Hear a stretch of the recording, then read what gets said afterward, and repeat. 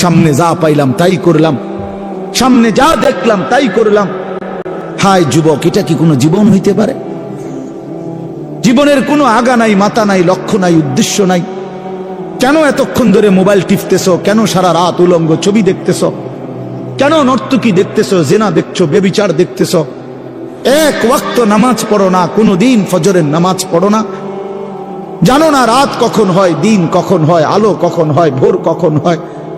কিচ্ছুই বুঝলা না। শুধু নারী, ছবি, নর্তকী, জেনা, বেবিচার, মদ, জুয়া, মোবাইলের অস্থিরতা, অসভ্যতা, আর বন্ধুদের আড্ডা। কে তোমার মা, কে তোমার বাবা, কে তোমারে বানাইলেন, কে তোমার রসুল, কে তোমার কিতাব, কি তোমার ধর্ম, কিচ্ছুই জানলা না। আরে মুসলমানের বাচ্চা এত বড় অপদার্থ মানুষের বাচ্চা হইতে পারে না। এটা জন্তু জানোয়ার হইতে পারবে না, হাইওয়ান হইতে পারে বেটা। মানুষের বাচ্চা এত বেখবর হয় না। যাকে আল্লাহ আকল দিয়েছেন, যাকে আল্লাহ চোখ দিয়েছেন, যাকে আল্লাহ কান দিয়েছেন, যাকে আল্লাহ দিল দিয়েছেন, যাকে আল্লাহ তাআলা এত সুন্দর শরীর দিয়েছেন, তার একটা বার ভাবা উচিত ছিল আমি আসলাম কোত্থেকে, কে আমারে বানাইলো, কেন বানাইলো, আমি করছিটা কি? তিনি আমার কাছে এটাই চাইছিলেন।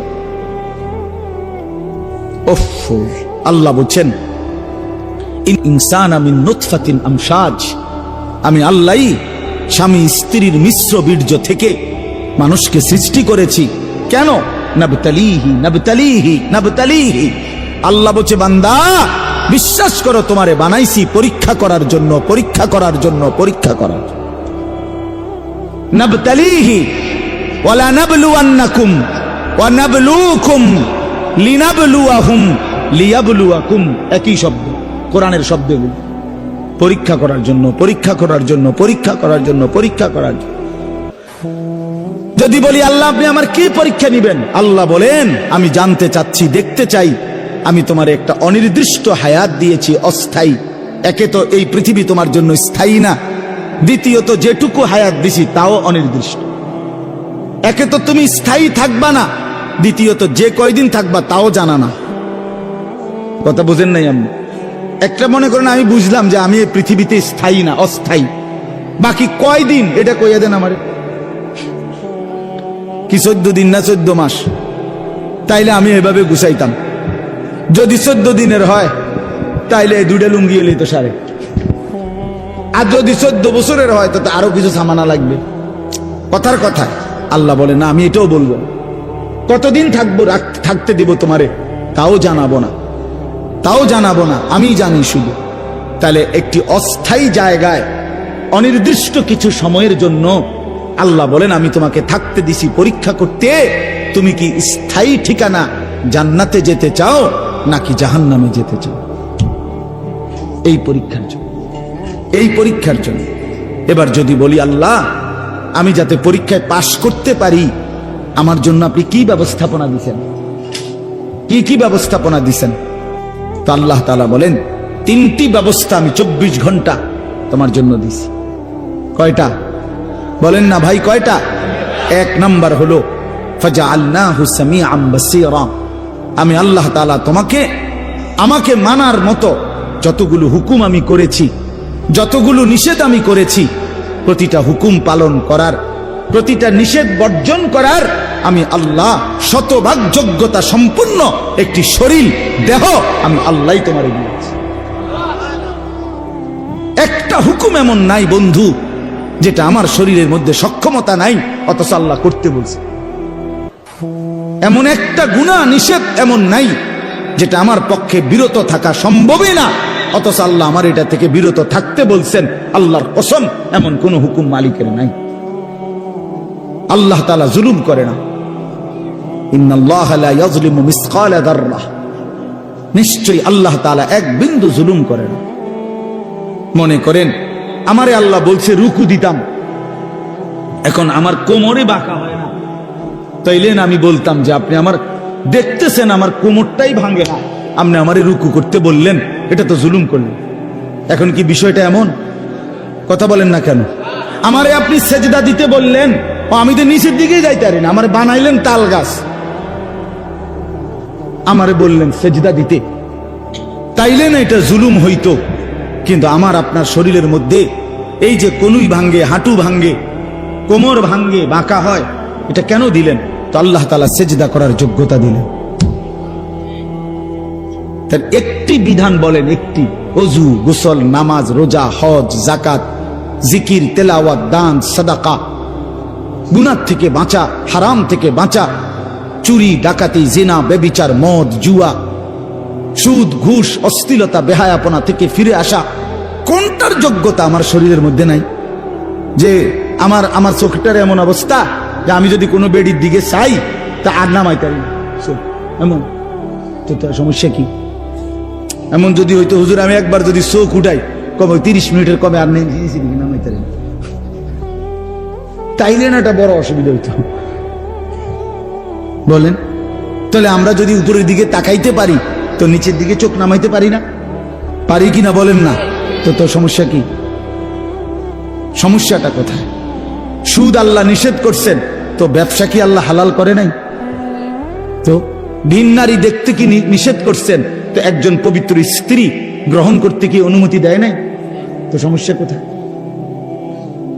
বলেন? অর্থাৎ আল্লাহ তাআলা বলেন, বান্দা আমি একটি হুকুম এমন দেই নাই যা তোমার শরীরের সাথে মানানসই নয়, এমন হয় না। তুমি শতভাগ পারবা, এই যোগ্যতা দিয়েই আমি আল্লাহ তোমার দেহ বানিয়েছি। ফিতরাতাল্লাহিল্লাতী ফাতারান নাসা আলাইহা। 2 নম্বরে আল্লাহ বলেন, ইন্না হাদাইনাহুস সাবিলা। এটার মধ্যে 2টা, 2 এবং 3। আল্লাহ তাআলা বলেন, তোমারে আমাকে মানবার যোগ্যতা সম্পন্ন একটি শরীর যেমন দিয়েছি, এবার আমি আল্লাহ দ্বিতীয় এবং তৃতীয় 2টা ব্যবস্থা করছি।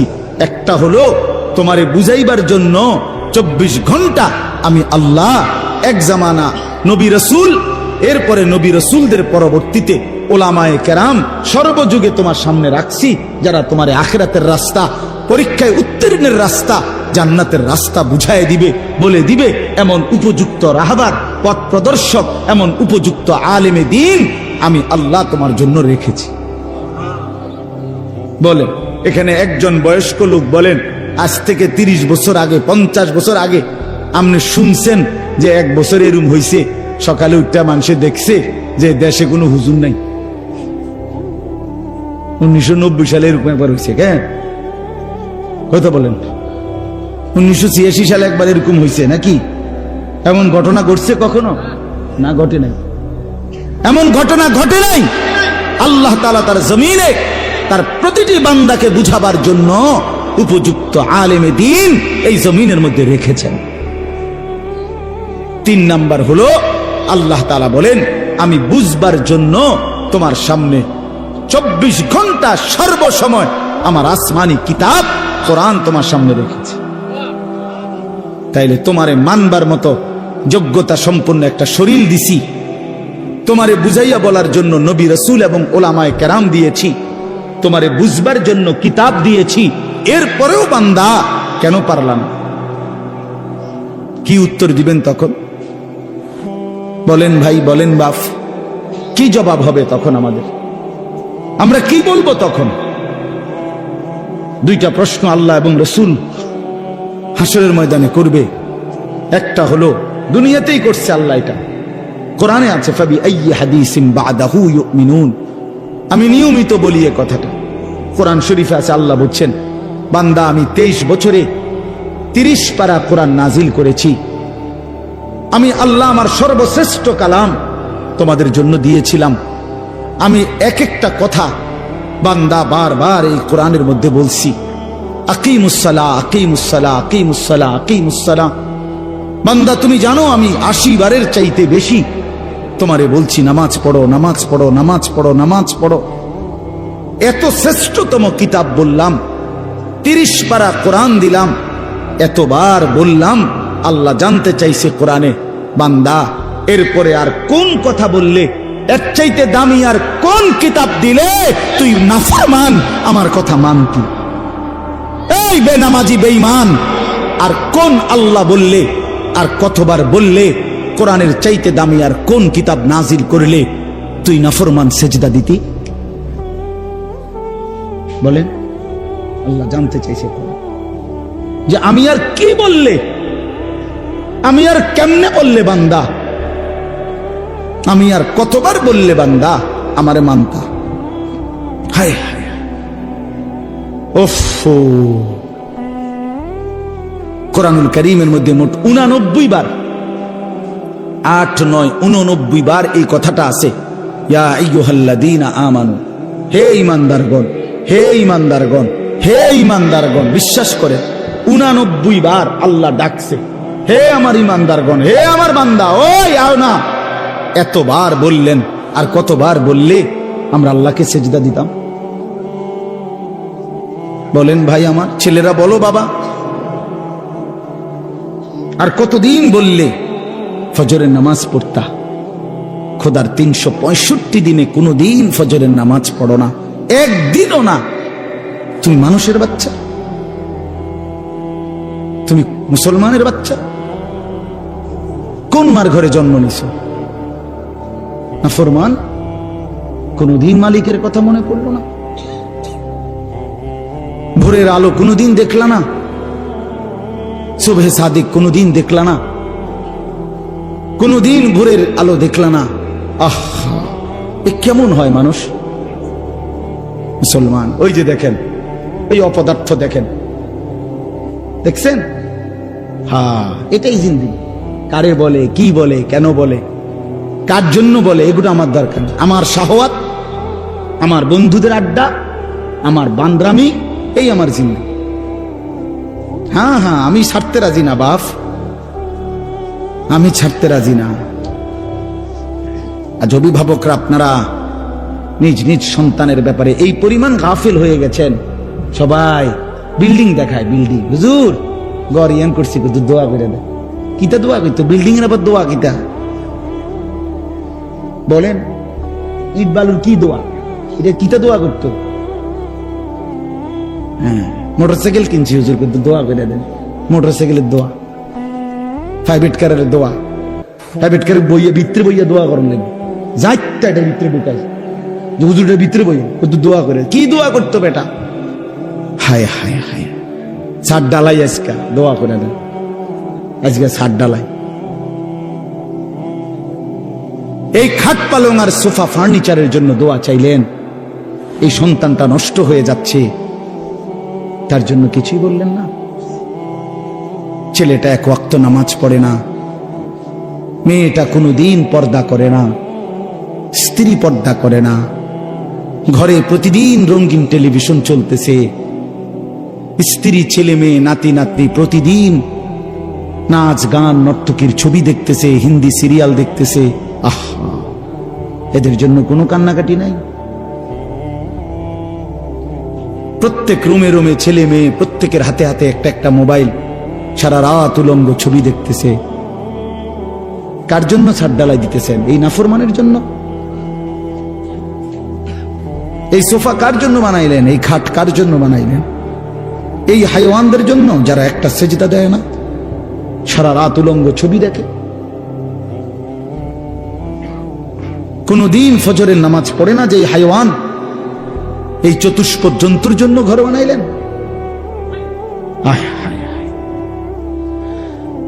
আফসুসের ব্যাপার, আফসুস। আমার রীতিমতো আশ্চর্য লাগে এটা। নিজেরা চলতে ফিরতে তো দেখি এটা, কি পরিমাণ বিরক্ত হই মাঝে মাঝে। কি কয় কয় ঘরের লেগে দোয়া করতো, বিল্ডিং এর লেগে দোয়া, ছাদের লেগে, প্রাইভেট কারের লেগে, মোটর সাইকেল লেগে। প্রায় তো আমার ঘরে জ্বালাতন করে, বুঝছেন না কথা? এগুলোর লেগে তো। সেদিন বাংলাদেশের একজন বড় বুজুর্গ আলেম আছে, হযরত মাওলানা আবুল বাশার মোহাম্মদ সাইফুল ইসলাম, অনেক বড় আল্লাহওয়ালা একজন আলেম। উনি একটা সুন্দর কথা বলছে, হে ব্যবসায়ী ভাই, তোমার ব্যবসার বরকতের জন্য, ব্যবসার লাভের জন্য তাবিজ তালাশ করতে কত হুজুরের কাছে গেলা। একটা তাবিজ দেন হুজুর, কিছু একটা ঝুলাইয়া রাখতাম দোকানে, যাতে করে ব্যবসায় রুটি রুজিতে বরকত হয়। কিন্তু ব্যবসাটা হালাল না হারাম, আমার এই পদ্ধতিটা হুজুর, এটা জানবার জন্য কোনো আলেমের কাছে একবারও গেলা না? বুঝেন নাই কথা? তাবিজের লেগে তো অনেকবার গেলা, কিন্তু হালাল হারামের জন্য, হ্যাঁ, কোম্পানির মাল বেচছে, মাল বেচছে 6 মাস, এখন কই আপনি? এখন কোম্পানি কি দিছে? বিশেষ অফার দিছে, 60 জন 70 জন নারী পুরুষ সবাই মিলে ট্যুরে গেছে। বাহ, কোম্পানির থেকে দিছে। উনি কোম্পানির থেকে বেড়া বেড়ির লগে ঘুরতেছে। এটা শরীয়ত সম্মত? এটা জিগাইলেন না কাউরে? এটা হালাল না হারাম জিজ্ঞাসা করলেন না? হ্যাঁ, লোডার লগে যে বদনা ফিরি লইলেন, বালতির লগে যে জগ ফিরি লইলেন, এটা জিগাইলেন না হুজুর রে যে হুজুর এটা হালাল না হারাম? কথা বুঝেন নাই আমার? এটা জিজ্ঞাসা করা দরকার ছিল না? এটা জানা দরকার না? না না না, তাবিজ দেন, তাবিজ। তাবিজ যদি 13টা তাবিজ হুজুর 13টা দেন, কত করে হাদিয়া কন? 230 টাকা করে গুন্না দেন। হ্যাঁ জান, আপনি 30 টাকা করে কম দেন, 200 করে দেন। 13 দুগুণে কি 2600 দেন। এই হলো জিন্দেগি আমাদের। আপনারা রাগ হইেন না। অর্থ হলো এই কথা বুঝানো যে আমরা এইভাবে যদি নিজেদের ব্যাপারে, সন্তানের ব্যাপারে, স্ত্রী পুত্র পরিজনের আখিরাতের ব্যাপারে ভুলে যাই, এই ঘর বাড়িয়ে খাট পালং আর সোফা ফার্নিচার এগুলো দেখাইয়া আল্লাহর কসম কোনো লাভ হবে না। 20 বছর পরে আমি বললাম আপনার ঘরের সাজানো ফার্নিচারওয়ালা এই বাড়ি বরাবর আপনার মৃত্যুর 20 বছর পরে আইসা আপনি একদিন কবর থেকে ফেরেশতারে বললা ঘন্টা 2-1 জন্য আপনি বাড়িতে আইসেন, নিজের বাড়িতে 20 বছর পরে আইসা দেখবেন আপনি যে ঘর ফার্নিচার আসবাবপত্র দিয়ে সাজাইয়া দিয়ে গেছিলেন তার কিছুই আপনার ঘরে নাই। সবগুলো পুরাতন হয়ে যাওয়ার কারণে, মডেল চেঞ্জ হয়ে যাওয়ার কারণে এগুলো ফেলে দিয়ে পরবর্তী জেনারেশন নতুন কিছু দিয়ে ঘর সাজাইছে। আপনি দেখবেন নাই, এগুলো নাই। এই সোফা নাই, আপনার বানানো সেই খাট আর নাই, ওই ফ্রিজ আর নাই, ওই ফার্নিচার আর নাই, এগুলো এখন আর নাই, এগুলো চলে না, এগুলো হালাই দিছে। কিন্তু প্রতিটা সেজদা, প্রতিটা রুকু, প্রতিটা জিকির, প্রতিটা তিলাওয়াত, প্রতিটা টাকার দান, প্রতিটা সাদাকা, আল্লাহর কসম আখিরাতে জান্নাতে ফেরেশতা ওইটার পুরস্কার একেবারে লিখিত ডকুমেন্ট সহ আপনার হাতে উঠায়। আররাফাহা লাহুম ইয়ারিফুনাহা, ইয়ারিফুনাহা কোরআন শরীফে আছে। আপনি আমি এটা বুঝাইয়া কইতো মজা পাইবেন। আপনি বলেন একবার সুবহানাল্লাহ, আবার বলেন সুবহানাল্লাহ, আবার বলেন সুবহানাল্লাহ। এই কয়বার হইল? এই হাসরের ময়দানে ফেরেশতা জান্নাতে এই বান্দাকে বলবে যে ভাই সাহেব 15ই নভেম্বর 2024 11:36 শাহেদা গোপ দারুল উলুম মঈনুল ইসলাম মাদ্রাসার মাহফিলে আপনি 11:36 যখন বাজে তখন একবার সুবহানাল্লাহ পড়ছিলেন, এটা সেই সুবহানাল্লাহর পুরস্কার। এরপরে আপনি দ্বিতীয়বার আরেকবার সুবহানাল্লাহ পড়ছিলেন, এটা দ্বিতীয়বার একটা। এরপরে আরেকটা দিবে, সেটা বলবে এটা তৃতীয়বার একটা। এইভাবে আলাদা আলাদা এখানে আপনার পুরস্কারের মধ্যে, বিনিময় প্রতিদানের মধ্যে আপনার এখানে লেখা আছে একেবারে সন, তারিখ, দাগ নম্বর, BS-CS RS শুদ্ধ লেখা আছে। কুলু ওয়াশরাবু হানিআম বিমা কুনতুম তা'মালুন। রব্বুল আলামিন বলেন, আমার জান্নাতি বান্দা সারা জিন্দেগীর সমস্ত নেক আমলের বিনিময়ে আমার জান্নাতে আরামসে খাও এবং পান করো। কুলু ওয়াশরাবু হানিআম বিমা আসলাফতুম ফিল আইয়ামিল খালিয়া। আল্লাহ জান্নাতি বান্দাকে বলবে, বান্দা দুনিয়ার জিন্দেগিতে যেই নেক আমলগুলো করেছো তার প্রতিটা হিসাব করে করে আজকে জান্নাতটা তুমি উপভোগ করে নাও। 100 হিসাব বুঝাই দিবে। জাযাআম বিমা কানু ইয়ামালুন। আল্লাহ বলেন, দুনিয়ার জীবনে যা আমল করেছো বান্দা, জান্নাতে আমি তার পুরাপুরি বিনিময় বুঝায় দেব। লাহুম মা ইয়াশাউনা ফিহা ওয়া লাদাইনা মাজিদ। আল্লাহ বলে, বান্দা জান্নাতে তুমি যা চাইবা আমি আল্লাহ তো তা পুরা দেবই, কিন্তু বান্দা তুমি চাইবাই কয়টা, জানোই কয়টা, চিনোই কয়টা? আমি আল্লাহ তোমার চাওয়া যখন শেষ হবে, ওয়ালাদাইনা মাজিদ, আমি নিজের থেকেও আরো অগণিত কোটি কোটি নিয়ামত দেব। হ্যাঁ, আপনি বোকা ভাইবেন নাম করে, আমরা 2-4 কলম পইরাই বুঝছি আখেরাত ঠিক আছে। ছেলেরা নিজেরে চালাক ভাইব না, নাফরমান চালাক হয় না। পাপী কখনো চালাক নয়, পাপী বোকা। অসভ্য কখনো চালাক হয় না, বেনামাজি কখনো চালাক হয় না, সুদখোর কখনো চালাক হয় না, হারামখোর কখনো চালাক হয় না, ঘুষখোর কখনো চালাক হয় না, গাঁজাখোর, ফেন্সিখোর, বাবাখোর, ডাইলখোর, ইয়াবাখোর, ফুট্টাখোর, মদখোর, নেশাখোর সে কোনোদিন বুদ্ধিমান হয় না। সে বোকা, আহাম্মক, বলদ বলদ বলদ, বেউকুফ। এটা বেউকুফ। বাটপার তো বাটপারে না, বাটপার শালা কইব কেন? কথা বলেন না কেন? মনে করেন হেইতে 3টা কমলা ফসা দিয়া 1 ডজন বেচে লাইছে, 12টা ভিতরে 3টাই ফসা। আপনি করেন মাশাআল্লাহ, সালাক দেখছেন কেমন? না না, হে সিটারে নাই, সালাক কি? কথা বলেন না কেন? হয় বাটপার, হয় চালাক হবে কেন? 100 গ্রাম গোস্ত কম দিয়া 1 কেজি বেচে লাইছে, হে সালাক, হে বাটপার, হে চিটার। তো চিটার তো চিটারে না, হে চালাক হবে কেন? সুদখোর তো সুদ করে না, হেরে চালাক বলেন কিত্তে নামে?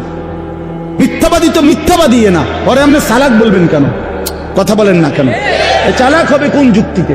পৃথিবীর কোন অভিধানে লিখছে, কোন ডিকশনারিতে লিখছে? আমি কুমিল্লা ভিক্টোরিয়া কলেজ থেকে মাস্টার্স পাস করছি, আপনি কোন বইয়ের নাম কোন ডিকশনারিতে লিখছে চালাক তাহাকে বলে যে মিছা কথা সুন্দর করে বলতে পারে? হ্যাঁ, এটা কোথায় আছে? যে মানুষকে ধোঁকা দেয়, প্রতারণা করে, তাহাকে চালাক বলে, এটা কোন কিতাবে লিখছে?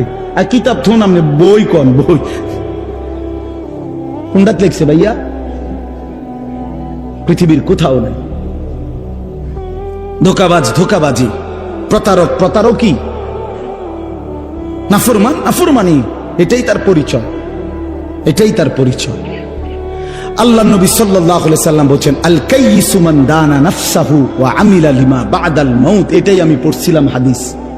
নবীজি বলেন, বুদ্ধিমান চালাক সে। আল কাইয়িস, সৌদি আরব থাকেন বা থাকছেন এমন আছেননি কেউ? হাত উঠান। প্রবাসী প্রবাসী, এই যে আরব দেশে, গালফে ছিলেন বা আরবে, ওইখানে আপনার কোয়াইস কোয়াইস কোয়াইস কোয়াইস মানে কাইয়িস, চালাক চালাক, বেড়া, বুদ্ধিমান, কোয়াইস। কোয়াইস মানে এটা গ্রাম্য আরবি কয় আর কি, মানে আল কাইয়িস অর্থ হলো বুদ্ধিমান, চালাক। আল্লাহ নবী বলেন, আল কাইয়িস বুদ্ধিমান সে, চালাক সে, মান দানা নাফসাহু, যে তার নিজের হিসাব রাখে, ও আমিলা লিমা বা'দাল মাউত, এবং মৃত্যু পরবর্তীর জন্য আমল করে। এই জন্য বাপ, রাত গভীরে আমি আর দেরি করতে চাই না। আমার উদ্দেশ্য এই কথাটা বোঝানো, মৃত্যুকে যে বোঝে, মৃত্যুর ফিকির যে করে, আখেরাতকে যে চেনে, কবরকে যে চেনে, আখেরাতের জিন্দেগি যে বুঝে, আল্লাহর কসম সে বুদ্ধিমান। বুদ্ধিমান। দুনিয়া আমার, আখেরাতও আমার, দুইটাকে যে সামলাইয়া নেয় সেই চালাক। আপনি বাজারও করেন, আপনি নামাজও পড়েন, অসুবিধা কি? আপনি সংসারও করেন, হালালও রোজগার করেন, অসুবিধা কি? ইসলাম তো, ইসলাম মানা মানে তো বউ ছেড়ে দেওয়া নাকি? ইসলাম মানা তো সন্তানাদি ছেড়ে দেওয়া নাকি? আল্লাহকে মানা মানে তো বাজার ব্যবসা লেনদেন সব বন্ধ করিয়া আফ্রিকার জঙ্গলে গিয়া বসে যাওয়া নাকি? তো কি, কোনটা বলতে মানা করছে? কিছুই তো নিষেধ করে নাই, শুধু আল্লাহকে ভুলতে নিষেধ করছে, আল্লাহর হুকুম ভুলতে নিষেধ করছে, আখেরাত ভুলতে নিষেধ করছে। আল্লাহ বলছে, বান্দা দুনিয়া নাও, দুনিয়া কামাই করতে হালাল। কেউ যদি অজস্র কোটি টাকারও মালিক হয়, এটা তো দোষের না, দোষের না। হারাম টাকার 10 টাকাও তো ক্ষতিকর। হযরত আব্দুর রহমান ইবনে আউফ একজন সাহাবী ছিলেন, বেহেশতের সুসংবাদ প্রাপ্ত 10 জনের একজন, আশারায়ে মুবাশশারা যাদেরকে বলে, এর মধ্যে উনি একজন। আব্দুর রহমান ইবনে আউফ রাদিয়াল্লাহু তাআলা আনহু, উনি এত বড় ব্যবসায়ী ছিলেন মদিনায়। কিতাবে আছে, ওনার এক এক দিন ব্যবসার মাল মদিনার বাজারে চালান আসতো পাইকারি 100 উট বোঝাই মাল। একদিনে, এক এক দিনে মাল আইতো। 100 উট বোঝাই মাল মদিনার বাজারে ওনার গুদামে নামতো। উনি কত বড় ব্যবসায়ী ছিলেন সেই জামানায়, আজ থেকে 1500 বছর আগে। তো কি হয়েছে এতে? হালাল তো হালালই, হারাম থেকে বাঁচা। এই জন্য মৃত্যুকে মনে রাখা, আখেরাতকে মনে রাখা, কবরকে মনে রাখা, কেয়ামতকে মনে রাখা, হাসরের মাঠকে মনে রাখা, এটাই আমাদের জিন্দেগির পুঁজি। আর এই কোরআনুল কারীমের মধ্যে আল্লাহ তাআলা এটাই বারবার বারবার মনে করায়। আল্লাহ বলছে, বান্দা যাই করো শুধু এদ্দুর মনে রাখো, এটা থাকবে না, এটা থাকবে। দুনিয়া যতই সাজাও বান্দা মনে রাখো, তুমিও থাকতা না, দুনিয়াও থাকতো না। তুমিও যেমন মৃত্যু হবে, এই কায়নাতেরও মৃত্যু হবে। এই দুনিয়ার প্রত্যেক মানুষের মৃত্যু হলে সেটারে মৌত বলে, আর একদিন গোটা সৃষ্টি জগতের মৃত্যু হবে, সেটারে কিয়ামত বলে, সেটারে কিয়ামত বলে। কেউ থাকবে না, আল্লাহ কথাটা বারবার মনে করাইছে। তোমার যেমন মৃত্যু হবে, সৃষ্টি জগতেরও মৃত্যু হবে। ইযাস সামাউন ফাতারাত ওয়া ইদাল কাওয়াকিবুন তাসারাত। আল্লাহ বলেন ইযাস শামসু কুফিরাত। আল্লাহ তাআলা এভাবে বারবার বলছেন ইযাস সামাউন শাক্কাত, আসমান ভেঙে যাবে, চূর্ণ বিচূর্ণ হয়ে যাবে, তারকারাজি খসে খসে পড়বে, সূর্য চন্দ্র আলোহীন হয়ে পড়বে। আল্লাহ তাআলা বলেন ইদা রাজ্জাতিল আরদু রাজ্জা, জমিন পাউডারের মতো রেজা রেজা পাউডার হয়ে যাবে। আল্লাহ তাআলা বলছে পাহাড়গুলো তুলার মতো ধুলির মতো উঠতে থাকবে। আল্লাহ বলছে, বান্দা একদিন আমি গোটা কায়নাত আমি শেষ করে দেব, আমার সংসার আমি গুছায় ফেলবো, আমার এই কায়নাত আমি আল্লাহ তাআলা ইসরাফিলের সিঙ্গার ফু দিলে আমি আল্লাহ তাআলা গুটিয়ে ফেলব। এই কথাটাই আপনাদের সামনে এখানে আমি শুনাইতে চাই, এই অল্প একটু শুনে। আল্লাহ তাআলা এখানে এই কথাটাই তুলে ধরছেন কোরআনের বহু সূরায়, যে বান্দা এই সৃষ্টি জগৎ একদিন থাকবে না, কিয়ামত হবে, একদিন ইসরাফিল ফু দিবে। ইসরাফিল যেদিন ফু দিবে, কোরআনে এই বর্ণনাটা দুই ভাবে আছে। একটা হলো ইসরাফিল প্রথমবার ফু দিবে, আরেকটা হলো ইসরাফিল দ্বিতীয়বার ফু দিবে। ইসরাফিল মোট দুইবার ফু দিবে।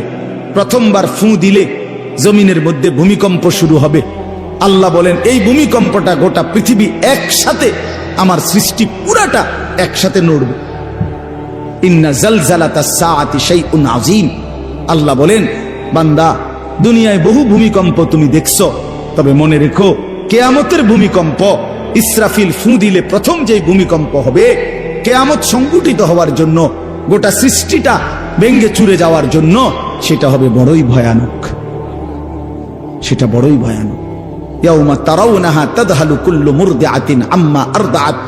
কোরআন শরীফে আছে, এই প্রথম ভূমিকম্প যখন শুরু হবে জমিনে, ইসরাফিলের ফু শুরু হবে, সব কিছু যখন ভাঙতে শুরু করবে, আল্লাহ তাআলা বলেন যে মা তার দুধের বাচ্চা কোলে দুধ খাওয়াচ্ছিল, ওই মা সন্তানকে ছুঁড়ে ফেলে দিয়ে পাগলের মতো ছুটতে থাকবে।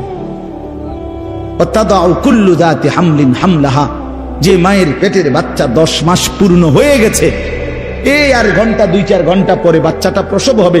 আল্লাহর কসম, আল্লাহ কোরআনে বলছে, সেই গর্ভধারিণী মা 10 মাস যে তার সন্তানকে গর্ভে লালন করেছে, ইসরাফিলের ফু দিলে জমিনের কম্পন যখন শুরু হবে, ভূমিকম্প, তখন এই গর্ভধারিণী মা এভাবে দৌড়বে, এভাবে ছুটবে, নিজের বাচ্চা নিজের থেকে খালাস হয়ে পড়ে যাবে, বা ফিরেও তাকাবে। ও তারা নাসা সুকারা, আল্লাহ বলে সমস্ত মানুষগুলো বাতালের মতো দৌড়তে থাকবে।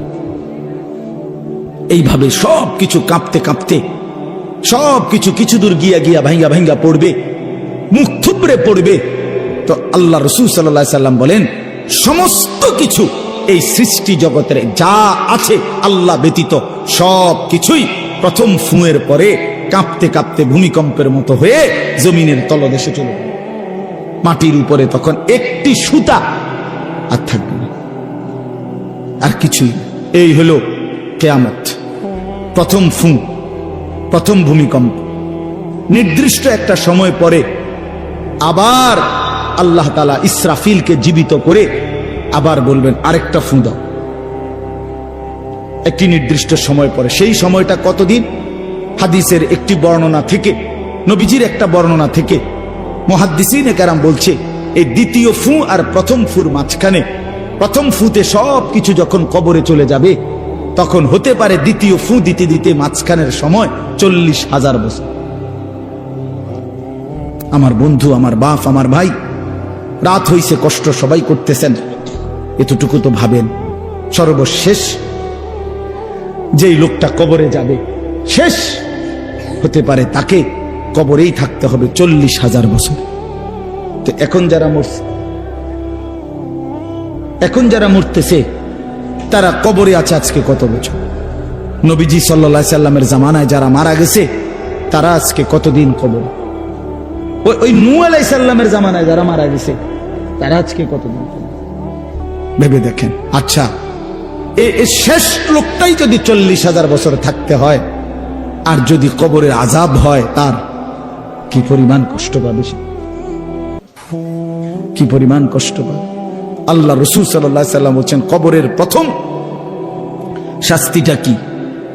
কোন ব্যক্তি যখন কবরের প্রশ্নের জবাব দিতে পারবে না, তখন আল্লাহর পক্ষ থেকে ফেরেশতাদেরকে বলবে, কাযাবা আব্দি, আমার বান্দা মিথ্যা বলেছে।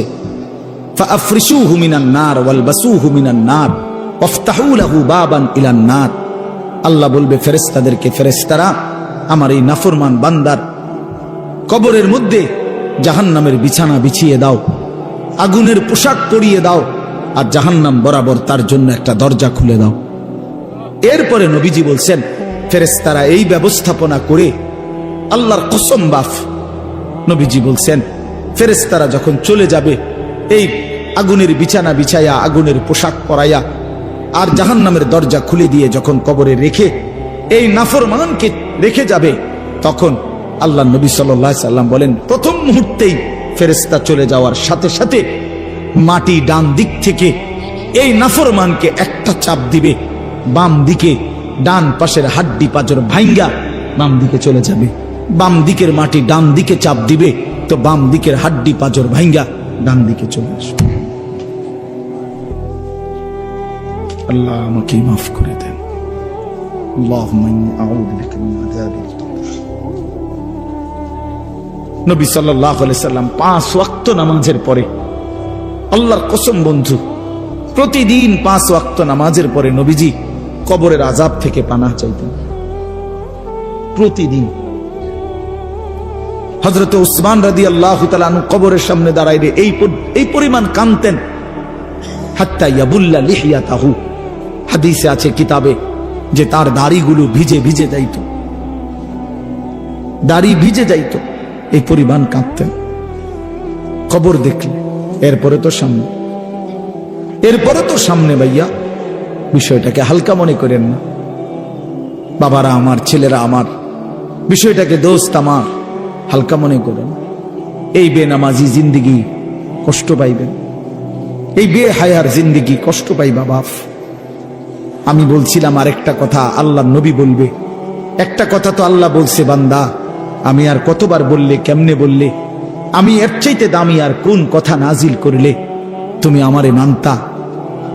আর নবীজি বলবে হাসরের ময়দানে, নবী বলবে, উম্মত তুমি জানো, হাদিসের তাফসীরের মধ্যে আছে, প্রত্যেক ব্যক্তি, আল্লাহ বলছে নবীকে, আমাদের নবী সাল্লাল্লাহু আলাইহি সাল্লামকে, বন্ধু আপনারে সামনে রাইখা আপনার উম্মতের আমল নামা আমি আপনারে সামনে রাইখা খুলমু। নবী সাল্লাল্লাহু আলাইহি ওয়াসাল্লাম যখন উম্মতের আমল নামা খুলে দেখবে, খোদার 365 দিনে কোনো দিন ফজরের নামাজের সেজদা নাই, 30 বছর সুদের ব্যবসা করছে, 50 বছর মিথ্যাই বলে গেছে, হারাম রোজগারি করেছে, 30 বছর যাবত মহিলাটা কোনো পর্দা করে নাই, ঘরের মধ্যে কোনো দিন শরীয়ত বলতে কিছু নাই। আল্লাহ নবী সাল্লাল্লাহু আলাইহি সাল্লাম তখন বলবে, উম্মত তুমি জানো আমি 23টা বছর অনবরত তোমার জন্য কেঁদেছিলাম। আমি সেই নবী, যে নবী সারা রাত এশার নামাজের পরে দাঁড়াইছি ফজরের আজান পর্যন্ত, এক দাঁড়ানোতে চোখের পানি ফেলে উম্মতের জন্য দোয়া করছিলাম।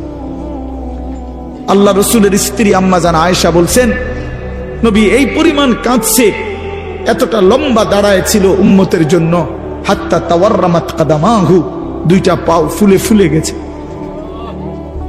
আল্লাহ নবী বলবেন, উম্মত আমি 23 বছর কাঁদছি রে, প্রতিটা রাত কেঁদেছি, দিন কেঁদেছি। আমি এই পরিমাণ, পিঠটা খুলে দেখাবে চাদর সরিয়ে, আমার উম্মত আমার পিঠটা দেখো, তায়েফের পাথরের আঘাতে আমার পিঠ কি পরিমাণ ছিদ্র ছিদ্র হয়ে গেছে। আমি সেই নবী, যে নবী তোদের জন্য পেটে ক্ষুধার কষ্টে পাথর ভাঙছিলাম 2টা। আমি উহুদের ময়দানে দান দান শহীদ করে রক্ত মাখা শরীর নিয়ে বেহুশ হয়ে লম্বা সময় পড়েছিলাম। আমার ঘরের চুলায় 3 মাস, হাদিসে আছে আম্মাজান আয়েশা বলছেন নবীজির ঘরে আমরা 9 জন বিবি। উনি বলছে আল্লাহর কসম 3 মাস, কোনদিন টানা 3 মাসে কোনদিন আমাদের ঘরের চুলায় 9 জন বিবির ঘরে কারো ঘরের চুলায় কোনদিন আগুন জ্বলে না। 3 মাস খেজুর আর পানি দিয়ে আমরা জিন্দেগি কাটাইছি।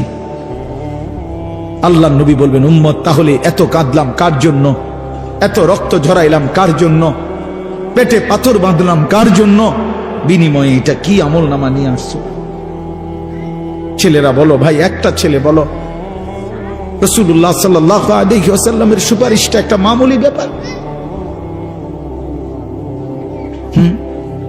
রাসূলুল্লাহ সাল্লাল্লাহু আলাইহি ওয়াসাল্লাম বলবে উম্মত এটা কি আনলা?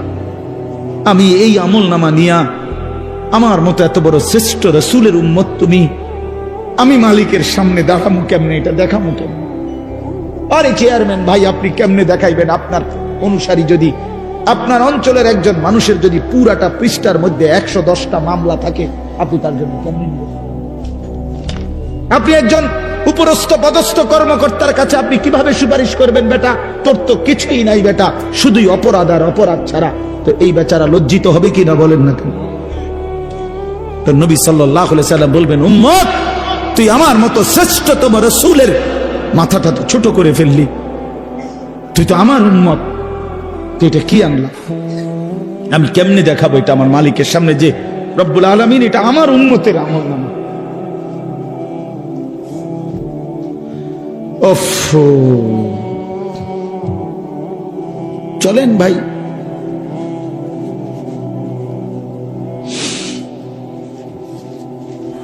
এই জন্য দোস্ত আমার, বন্ধু আমার, আমি দিবানিশি এই চিৎকার চেঁচামেচি করি, এই আহাজারি আমার অনেক দিনের।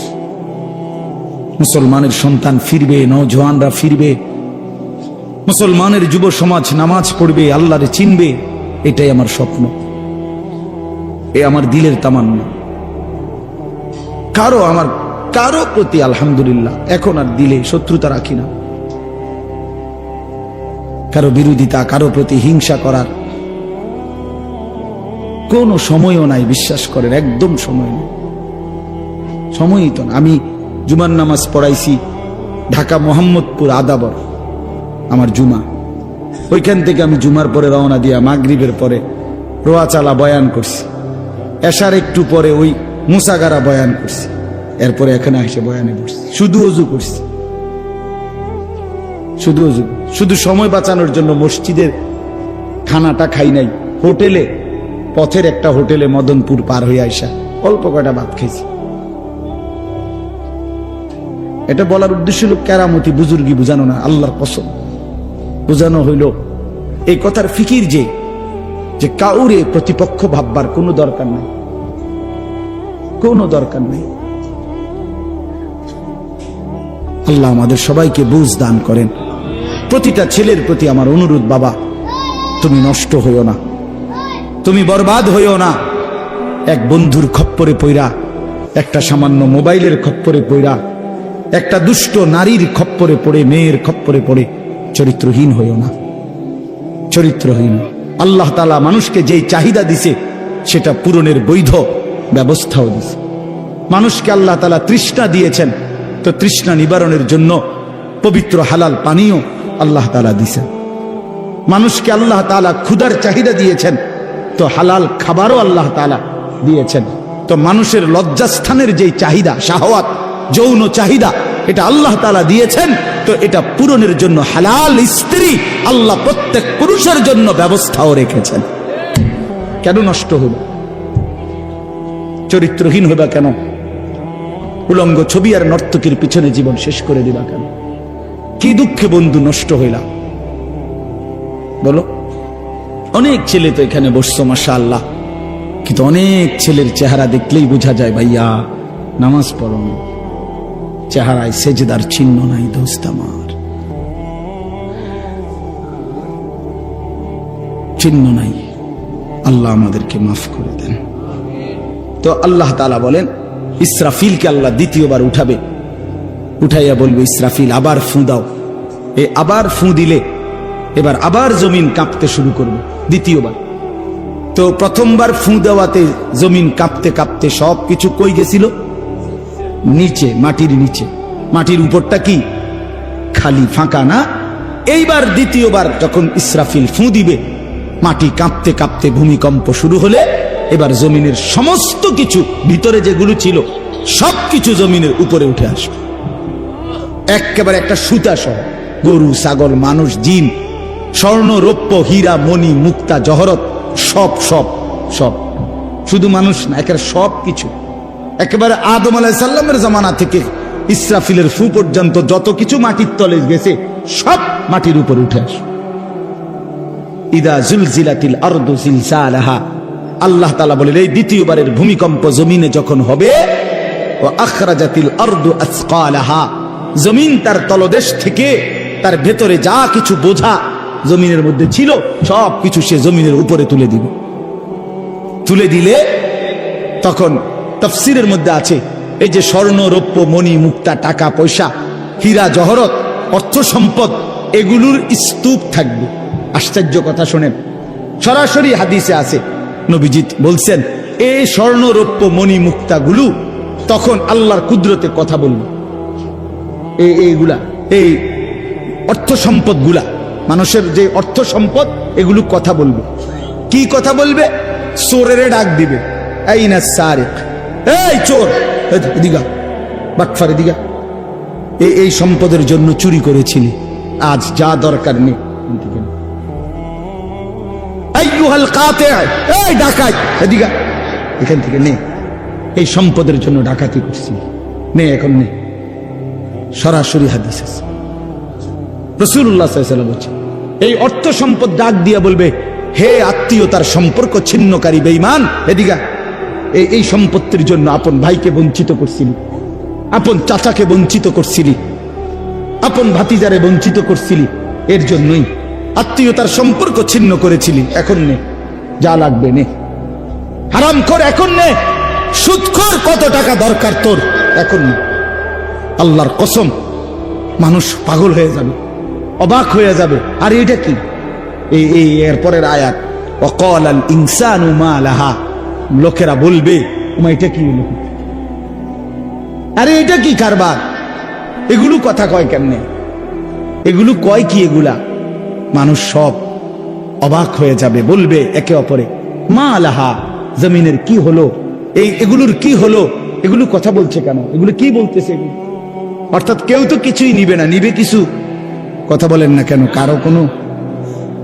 তো এবার আল্লাহ বলেন ইয়াউমা ইদিন তুহাদ্দিসু আখবারাহা, আল্লাহ বলে বান্দা অর্থ সম্পদ গুলো কথা বলছে দেখে অবাক হইলা, এখনো না দেখবা আসল খেলা, এখনো না দেখবা মেন খেলাটা, যে এখন দেখবা তোমার পায়ের নিচের জমিন, তোমার পুরা জিন্দেগির ভালো মন্দ সমস্ত কিছু তোমার সামনে আমি আল্লাহর সামনে বলে দিব।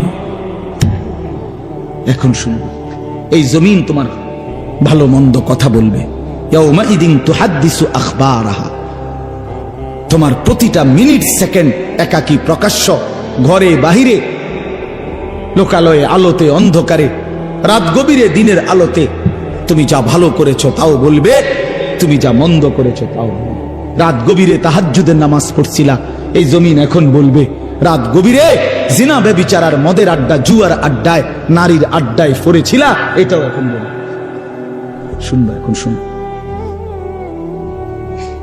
তখন লোকেরা বলবে হায়, জমিন কেমনে কথা বলে, সম্পদ কেমনে কথা বলে। তো আল্লাহ বলেন বিআন্না রাব্বাকা আওহা লাহা, এজন্য বলে যেহেতু আল্লাহ তাআলা আদেশ করেছে। আল্লাহ আদেশ করলে তার গোটা সৃষ্টি কথা বলে, তাহলে মূলত জিহ্বায় কথা বলে না, আল্লাহ আদেশ করলে গোশতের এই টুকরাটা কথা বলে। নাহলে যেই লোক, আপনারা কোনো বোবা দেখছেন, কথা বলেন না, বোবা মানুষ দেখছেন কখনো? তো বোবা মানুষের তো জিহ্বা নাই, ঠিক না? আছে না? আছে কিনা বলেন না? তো হে কথা কয় না কা, কথা বলে না কা কেন? মানে কথা বলে না কেন? মানে জিহ্বা তো আছে কিন্তু কথা বলে না কেন? বুঝা গেল কি? আল্লাহর হুকুম হলে কথা বলে। যে কানে শুনে না, তার এখান দিয়ে এরকম কান নাই, তো হে শুনে না কান? তাহলে কানে দিয়ে শুনে না, আল্লাহর হুকুম হইলে শুনে। যে অন্ধ, সে তার কি এরকম চোখ নাই? তো হে দেখে না কান? মূলত আল্লাহর হুকুম হলেই চোখে দেখে, নাইলে দেখে না। তো ঠিক আল্লাহর হুকুম হইলে গোশতের এই টুকরাটা যদি কথা বলতে পারে, আল্লাহর হুকুম হইলে গোটা সৃষ্টিও কথা বলতে পারে, গোটা সৃষ্টিও কথা বলতে পারে। এবার আসেন, এই শেষ ইয়াউমাইদিন ইয়াসদুরুন নাসু আশতাতাল লিয়ারাউ আমালাহুম, ফেরেশতারা সমস্ত মানুষকে দলে দলে দলে দলে গ্রুপ গ্রুপ করে ভাগ করে দিবে। আর এই ভাগে ভাগে লোকেরা নিজেদের পুরা জিন্দেগীর আমলনামা দেখার জন্য, নেওয়ার জন্য নির্দিষ্ট জায়গায় যাবে। ফেরেশতারা বলবে যান, সামনে যান। সামনে গেলেই আপনার আমলনামা আপনি আপনার হাতে পাবেন, আপনি পড়বেন, আপনি দেখবেন, যান ওইখানে ফাইল দিতেছে, যান, সবাই যান। এই দলে দলে মানুষ যাবে। এইবার আমলনামা যখন হাতে দিবে, আল্লাহ তাআলা বলেন ফামান ইয়ামাল মিসকালা যাররাতিন খায়রান ইয়ারাহ, এক বিন্দু ভালো যে করেছে সে তাও দেখতে পাবে। ওমান ইয়ামাল মিসকালা যাররাতিন শাররান ইয়ারাহ, এক বিন্দু মন্দ যে করেছে সে তাও দেখতে পাবে। প্রতি সেকেন্ড, প্রতি ঘন্টা, প্রতি মিনিট, প্রতি মুহূর্ত, প্রতি লম্হা, প্রতি জাররা সে দেখে।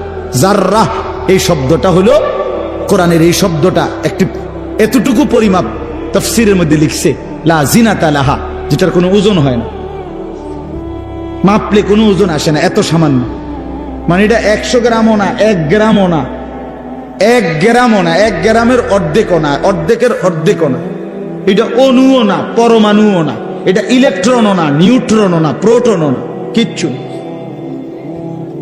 বিজ্ঞান তো এগুলো ভাগ করছে না, ভাগ করে করে আপনার অণু থেকে পরমাণু, পরমাণু থেকে এখন আরো ভাগ করছে। এই ইলেকট্রন, প্রোটন, নিউট্রন, এগুলো ভাগ করতে করতে সূক্ষ্ম থেকে সূক্ষ্ম, সূক্ষ্ম থেকে সূক্ষ্ম বিজ্ঞান বাহির করতেছে। কিন্তু জাররা বলে যেটার কোনো ওজনই নাই, কিচ্ছু নাই, এটা এত সামান্য, মানে তুমি যেটারে কিছুই মনে করো নাই, আল্লাহ বলেন ওইটাই তুমি দেখবে, ওইটাই দেখবে। এই জন্য বাপ আমার শেষ রাত গভীরে এই কথাই, আমরা আমাদের একাকী কিংবা প্রকাশ্য, আমরা আমাদের রাত কিংবা দিন, ঘর কিংবা বাহির আড়াল করবার সুযোগ নাই। সুযোগ আছে ভাইয়া? ছেলেরা কাজেই রাতের 3টায় দুনিয়া ঘুমায়, আল্লাহ ঘুমায় না। অশ্লীল ছবি দেখো না। রাতের 3টায় মা ঘুমায়, বাবা ঘুমায়, মালিক ঘুমায় না। রাতের 3টায় মহল্লাবাসী ঘুমায়, কিন্তু আল্লাহ ঘুমায় না। আলাম ইয়ালাম বিআন্নাল্লাহা ইয়ারা, আল্লাহ বলে বান্দা তুমি জানো আমি কিন্তু সারাক্ষণ তোমাকে দেখি। কতক্ষণ? কতক্ষণ? আল্লাহ দেখেন কখন? সারাক্ষণ। এই জন্য আমরা প্রত্যেকে ইনশাআল্লাহ নিয়ত করি যে আমরা আমাদের আখিরাতকে ভাববো, ফিকির করব। আখিরাতের আশায় গুনাহ ছেড়ে দেন, আল্লাহর নাফরমানি ছেড়ে দেন, হালাল পথে জিন্দেগি চালান। একটু কষ্ট হলেও চলে যাবে, পার হয়ে যাবে। ऐसे रहे या वैसे रहे वहां देखना फिर कैसे रहे। বুজুর্গরা বলে এ দুনিয়ায় এমনে থাকো আর এমনে থাকো, কাইট মাইট হইয়া চিত্তিয়া মিত্তিয়া উঠতে লেগা।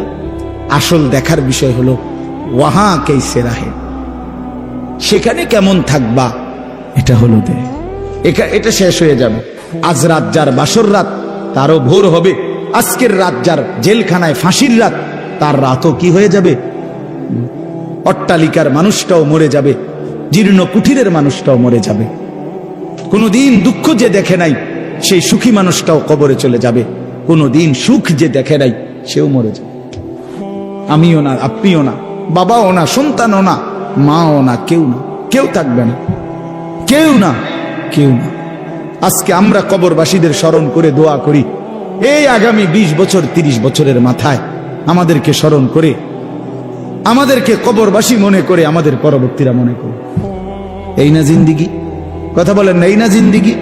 এই জন্য আমরা ইনশাআল্লাহ সবাই মিলে ফিকির করি, নিজের ভালো, নিজের কল্যাণ, এতটুকু যদি কারো বিবেক না থাকে ভাইয়া, তো সে বুঝলো কি? এজন্য নিজের ভালো দেখেন। ওয়ালা তুলকু বিআইদিকুম ইলা তাহলুকা, আল্লাহ বলছে বান্দা নিজেরে নিজে ধ্বংসের দিকে ঠেলে দিও না, নিজের এত বড় ক্ষতি করো না বান্দা। এই পৃথিবী তুমি গেলেও থাকবে। এই আমরা যারা মনে করি, হ্যাঁ, অনেক বয়স্ক মাঝ বয়সী লোক আছে, আমি থাকতে যদি আমার জি ফুটটিরে একটু ঘর দুয়ার জাগা জমি দলিল টলিল একটু লাইন ফাইন করে দিয়া যাইতে না পারি, আমি মরলে তারা কেমনে চলবো, কেমনে খাইবো? হেবড়া কয় চা দোয়ানে বইয়া বইয়া, হেবড়া কেমনে চলবো তারা? না চাচা, আমনে মরিলে আর পৃথিবীতে কামাই রোজগারি উপার্জন সব বন্ধ হয়ে যাবে। আমনেই শেষ কামলা, পৃথিবীর শেষ কামলা আমনে। আমনে মরার পরে মানুষ সব আপনার জিফুত বহন খাইব চা দিয়া ভিজাইয়া। না ভাত তরকারি তো নাই, আমনে মরলে কি আর ভাত তরকারি হবে? কিন্তু আমনে মরলে ইট বালু সিমেন্ট ভাত তরকারি চাল ডাল এটি পৃথিবীর থেকে ফেরেশতারা নিব। এটি কথা হইল? কোনো কথা বলেন, এটা কোনো কথা হইল? এই পৃথিবীতে আল্লাহ তাআলা যাকে হায়াত দিছেন তার জন্য রিজিকও রাখছেন। অতএব দয়া করে এই ভুল না করি। কেন সুদের টাকায়, কিস্তির টাকায়, হারামের টাকায় সন্তানকে আপনি উপার্জনের জন্য দুনিয়া দেশে কিংবা বিদেশে কেন পাঠাইতে হবে? কে বলল আপনার? এই দায়িত্ব আপনার দিল কে? যে আমি বেটা জাহান্নামে গিয়া হইল তোরে বিদেশ পাঠান লাগবো সুদে টিয়া লইয়া, কিস্তিতে টাকা লইয়া? কেন বলেন না? এটা কোনো ইনসাফের কথা হইল? এটা পৃথিবীর কোন আইনে আছে? না আল্লাহ